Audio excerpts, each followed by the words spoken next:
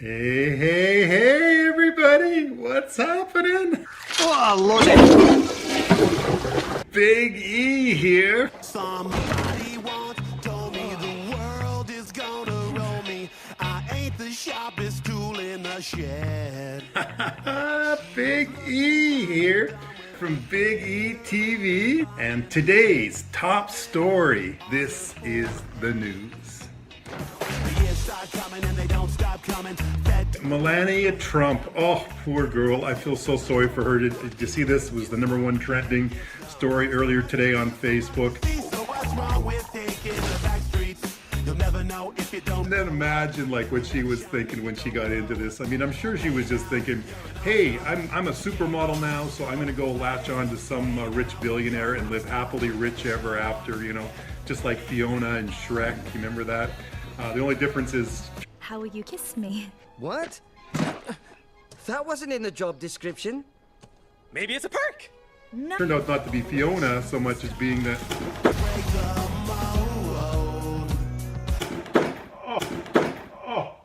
So much as being that other princess that was locked up away in the castle. A princess locked in a tower and beset by a dragon is rescued by a brave knight. And then they share true love's first kiss. Guarded by a fire-breathing dragon. Black History Month is going on this month, and American Heart Month is going on this month. So we haven't heard anything about Black History Month from the White House, a big surprise. But we have heard a lot from the First Lady, who tweeted out, "I encourage parents to take this opportunity to teach children about the importance of a healthy diet and exercise." Came out with that tweet, and there was a backlash on that with all kinds of comments that were basically geared towards her husband and his obsession with fast food, like eating cheeseburgers and KFC. And he's obviously obese, you know, he doesn't seem to get any exercise. In sports, Susan Armiston from the CBC made it official. After Canada won our first gold medal in team figure skating, we have the best figure skaters in the world! Woohoo! All right. Oh, that figure skating, you gotta love it. For the real adrenaline rush, you gotta go to freestyle skiing and the moguls, Mikaël Kingsbury. Remember the name, folks. It is an amazing run. Oh my God, I'm a fellow mogul skier, maybe not quite as good as Mikaël, but from all of those powder hounds from Nelson, BC, Whitewater, and the tow line run right down, you know how awesome that feeling is. There is no doubt when you look it up that he is the most accomplished mogul skier now in the history of that event. I gotta give a bigger shout out to the gold medal performance from the dynamic duo. We've got Caitlin Laws from Winnipeg and John Morris from Ottawa, mixed doubles curling, first time ever for that event. David Stefan from Alberta. Now, if you've been following this story, he was convicted of failing to provide the necessities of life to his 19-month-old son. And unfortunately, his son passed away. A horrible story. Very much against the pharmaceutical industry. Fans of the show know I'm no fan of the pharmaceutical industry, but there is Western medicine. I mean, there is a lot that we do know that does save lives. He went on Facebook and vehemently denied that those were accurate. He came into the news because you may know the Health and Wellness Expo that comes to Vancouver and all of these places around Western Canada this time of year. Well, he was actually on the speaking circuit there, and the owner, general manager, Rick Thiessen, he came out and said that he knew of the conviction, he was aware of it. He put him on the ticket anyway as one of the speakers of the event. And as you read kind of in a little bit further, it almost seems like he welcomes these kind of controversial figures because, you know, the old adage, there's no such thing as bad publicity. Well, I guess there is, because the word got around, and now he's having some major sponsors pulling out of the event. Sobeys has pulled out. Flammans Fitness, if you remember the fitness guy, the Superman guy, Flammans Fitness, they've pulled out of the event. And as a result now, Mr. Stefan has been asked to step away as well, and he's no longer there. There was a throne speech from the BC government and Premier John Horgan. They came out with a little bit longer than usual, that's what they had said, for a reason, because they wanted to provide a little bit of depth to that and a little bit more detail. So it was focused around affordable housing and some of the abuses that are going on with this foreign buyers skirting of our laws and taxes coming into the country and into the province. It was also about going after the related corruption and money laundering, and a big theme was of course affordable childcare, because that was a big tenet of their platform in the last election. More spaces, more childcare providers, and a reasonable cost. Next week will be the actual budget, but I think we can expect some good news about that for all of you parents out there with young ones. Also, the Patella Bridge was discussed and what's going to happen there. Now, that's officially a TransLink asset, but the provincial government is a partner in that as well. And what was missing was a little bit about the current standoff right now between Rachel Notley and Alberta and what's happening with the Trans Mountain Pipeline and all that. The banking sector, this is a big surprise, I'm sure, to all of you. Well, they've come under fire again, this time for being found out about some of their sketchy records when it comes to disputing anything that has to do with the bank and a consumer. This is a generally speaking, but over a fixed 50% success rate for clients when they go up against corporations in any kind of dispute. I mean, I can't think that too many people have the time to falsely try to go after these things. It's usually more of a matter of principle. It usually isn't even about the money after a while, because it gets to be so friggin' frustrating that we come out with these banks. And anyway, I learned it kind of uncloaked a very kind of, again, a shroud of secrecy that goes on that we aren't probably aware of. There was a gal, her name was Siobhan Breton, and she was traveling overseas, and she had $4,000 supposed to be transferred to her. Well, the CIBC was the bank at the time. They transferred it to someone else. They made a mistake. For over a year, she fought this to get her $4,000 and change back. Never was able to. Went to CBC, go public, where they exposed it, and lo and behold, the bank gave her money back. Wow, go figure, eh? So it's pretty sad that it comes down to something like a CBC having to be a watchdog. I mean, are they going to be the dispute person, and every time someone gets their story on TV, all of a sudden it gets made public, and next thing you know, that the company is like, oh no, here you go, here's your money.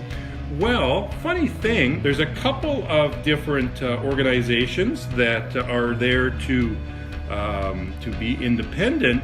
One of them is called the OBSI. It's a not-for-profit organization. The other one's called the ADR Chambers. Really lack any power or independence, for we're saying more than half of those kind of disputes get settled in the consumer's favor. In this case, in the banking sector, it's less than 30%. So we're talking about less than 1 in 3. The vast majority get ruled in the bank's favor, and it's no surprise that the banks have heavy influence on these apparently governing bodies that are managing disputes. Now, to learn more about this, we have to go no further than what was talked about earlier on this show in previous episodes, and that was again the CBC through this Go Public, which is a great initiative. They discovered that the bank was doing all kinds of unscrupulous acts, such as signing up further accounts for people without their consent, where they were getting charged on a monthly basis, or lying to them by convincing them that they should be going in one direction to save them money, but in fact that direction was to cost them more money. And the sales reps from the banks knew this, but were instructed to tell consumers that anyway. There was another investigation that was supposed to be from the government, and it was past its due date to get reported on. But if you want to read between the lines on there, bank lobbyists are still in there beating up the government, trying to remind them about how much money they gave the last election, and that they can't have anything that comes out there in favor of consumers over banks, because it's the banks that pay their way to get into office. It's not the consumers that vote them in. This is how whacked out we've gotten. So let's everybody step it up, pay attention to what's happening with our banks, where we've got an unbelievable amount of stack of money up here. The banks are making record profits. Just 5 banks in Canada alone, $39.5 billion in 1 year. That's profit, folks.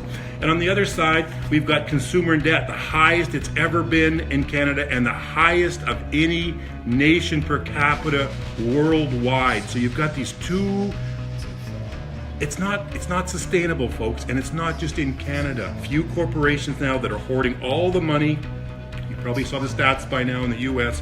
All of the growth, all of the money made since the financial crisis has all gone to the 0.001% of corporations and billionaire donors that are getting all of that money coming to them.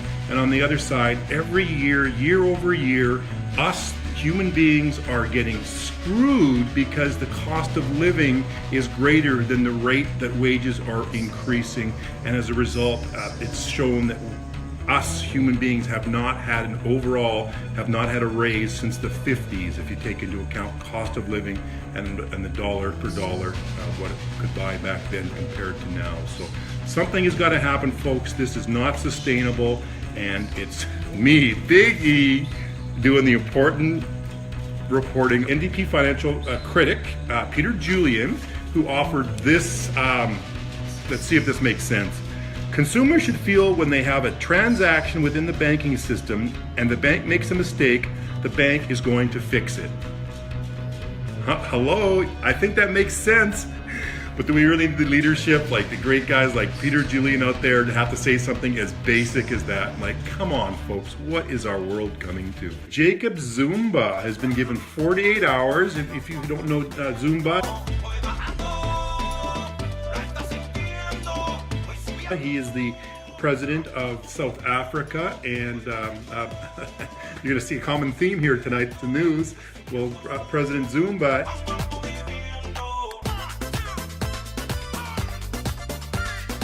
has been asked to step down immediately within 48 hours or risk impeachment by not only the whole body, governing body there, but also by his own party, African National Congress, the ANC, charged with the usual corruption. There's said that he's taken over personal control of the National Prosecuting Authority there and of SARS, which I thought SARS was that airborne disease, but in South Africa that stands for the South African Revenue Service. Don't feel bad for him. Aside from all of the other stuff that he may have had tucked away or done, you know, he also will get a $2.87 million rand a year salary, which works out to about $300,000 a year. Plus, he's going to get like a taxpayer-funded big house and all of the security details and all of the other things that are appointed to an ex-president to be able to live comfortably ever after. Him and Melania can maybe compare notes, who's more comfortable. Meanwhile, another leader is in trouble. We've got Israel's hardcore right-wing Prime Minister Benjamin Netanyahu, who is facing bribery charges by, from all people, the police. Usually you think of the police, the ones that are being in cohorts with these guys. Well, they're actually the ones that brought forth these bribery charges. Of course, he's pleading innocent, saying he's never sought personal gain while in public office, while out of the other side of his mouth saying that, well, yeah, I did take, it was valued in the hundreds of thousands of dollars of gifts from these guys, the head of the biggest newspaper there and some other influencers. But of course, he said that those were just gifts and those were separate. I don't think there's anything wrong with like sending flowers on Valentine's Day for a gift. But when you've got $300,000 worth of gifts, and then at the same time saying, never sought personal gain while in public office, I don't know.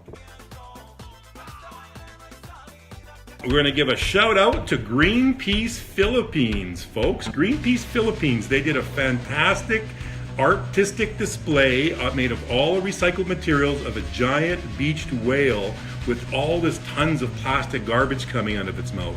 And it's to bring awareness to the fact that we cannot keep using our oceans as garbage, because if it's one thing if it's organic garbage and it decomposes and it breaks down, but plastic doesn't do that, folks. And so we need to all start coming together to start thinking beyond ourselves and to realize that plastic is not good for humanity.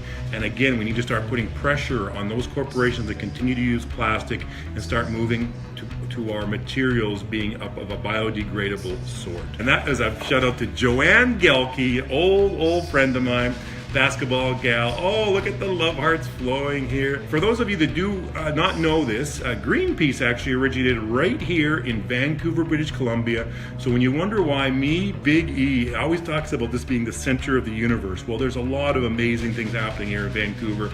We've had a mayor, Gregor Robertson, who has put a goal for Vancouver to be the greenest city, you know, not in the region or in the nation or in North America, no, in the world, okay? Our goal in Vancouver is to be the greenest city in the world, and having Greenpeace and having guys like David Suzuki tells me that Vancouver's got it going on. But some of the originals, Greenpeace wasn't founded by any one person, but if you go back into the day, 1972, the year that the Honorable David Barrett, rest in peace, first leader of the NDP, Premier of British Columbia, back in 72, they founded Greenpeace, and a lot of credit goes to fellows like Bob Hunter, Dave McIntyre, and Dorothy and Irvin Stowe, all deceased now, but all very much a part of the movement back then. And it's going to be up to us, people that are still alive, to keep that great Greenpeace initiative going. An interesting story close to home, but also with some ramifications that are much greater than that. There was a story about a former UBC football player in the news for being the victim of police racism and brutality, apparently. This one caught my eye scrolling through the Facebook headlines because the headline read, "Former T-Bird tasered, arrested, quote, because I'm black, crossing the street." I went on to read the post and about how a lot of people were making comments shaming the police and about their behavior and police brutality. Defend them. And when I say them, I don't mean him, the guy that was making these charges, but the police in this matter. Because once you read through the sensationalist headlines, so this is a little bit about like that Me Too thing, you know, where there's a lot of legitimate stuff that happens with the Me Too movement, but also now you have to be really careful to see that no one's abusing that. Fortunately, there's more video cameras to be able to hold police accountable. Unfortunately, sometimes those videos only capture the police, you know, lock down the person, control them, arrest them, and that's often the part that we see, but we don't see the part leading up to that. Well, funny story here, as I read through the actual article, apparently he was crossing the street, it was late at night, a Saturday night on Granville Street, so that kind of infers that there was some partying going on, and he gave the finger to the policeman as he walked across the street. So that's a little bit of a different story, okay? I do not ever feel like there's racism against me. However, I'm not so blind like so many white folks are to think that it doesn't exist out there. So I'm certainly not saying that. I know that it does exist. I'm not saying that they aren't heavy-handed sometimes. I've seen down there Granville Street late at night, the weekends. But I don't think that a lot of people have a really appreciation for the fact that, hey, those guys are on our side and they do not have an easy job. And do not get confused with what happens in the US of A, because that's a different country, yet unfortunately we get a lot of their media, so we think that their problems are our problems. We do not have private prisons. I have not seen the voter suppression that goes on in the States.